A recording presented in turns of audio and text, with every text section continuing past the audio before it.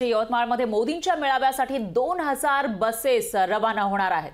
प्रत्येक गावातून महिलांना आणण्यासाठी या बसेस आहेत, तर बसमध्ये खाद्यपदार्थांची सुविधा देण्यात आली आहे। बसमध्ये प्रत्येकी 1.5 लिटर पाणी असेल, विविध वस्तूंचा समावेश सुद्धा करण्यात आला आहे। तर ही दृश्य आपण बघू शकतोय। 2000 बसेस सज्ज असल्याचं पाहायला मिळते। आज देशाचे पंतप्रधान मोदी यवतमाळमध्ये येत आहेत आणि या कार्यक्रमासाठी महिला सुद्धा मोठ्या संख्येने येणार आहेत आणि त्या महिलांना या मेळाव्यापर्यंत आणण्यासाठी बसेसची ही व्यवस्था करण्यात आली आहे। तब्बल 2000 बसेस येतील, त्यामधून महिला इथपर्यंत पोहोचणार आहेत। प्रत्येक गावातून या महिला पोहोचतील आणि त्यांची व्यवस्था सुद्धा करण्यात आली आहे। दरम्यान याचा आढावा घेतलेला आहे आपले प्रतिनिधी संजय राठोड यांनी।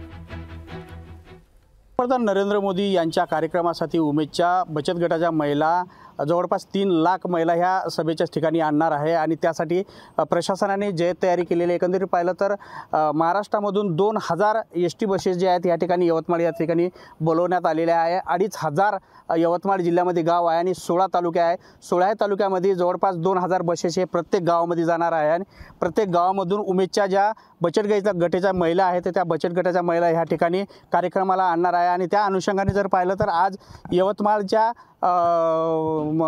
पंचायत समिती ग्राउंडमध्ये जर पाहिलं तर या ठिकाणी मोठ्या प्रमाणात बसेस आता लावण्यात आलेल्या आहे। याच प्रकारच्या 16 तालुक्यामध्ये अशाच प्रकारच्या ज्या बसेस सुद्धा लावण्यात आलेल्या आहेत। प्रत्येक तालुक्यामधून या महिला बचत गटाच्या महिला कशा जास्त आणता येईल याकडे प्रशासनाने भर दिलेली आहे, लक्ष दिलेलं आहे। उमेदच्या महिला प्रत्येक तालुक्यातून या उमेदच्या महिलांना यवतमाळच्या सभेसाठी आणणार आहे आणि सभेमध्ये मोठ्या प्रमाणात महिलांना मार्गदर्शन सुद्धा त्या ठिकाणी पंतप्रधान नरेंद्र मोदी करणार आहे। दुसरीकडे जर पाहिलं तर यवतमाळच्या भारी नजक असलेल्या सभेमध्ये 3 लाख महिला ज्या आहेत या ठिकाणी उपस्थित राहणार असल्याची माहिती सुद्धा या ठिकाणी मिळत आहे। संजय राठोड, लोकशाही मराठी, यवतमाळ। लोकशाही मराठी, ऐका, पहा, जागरूक रहा।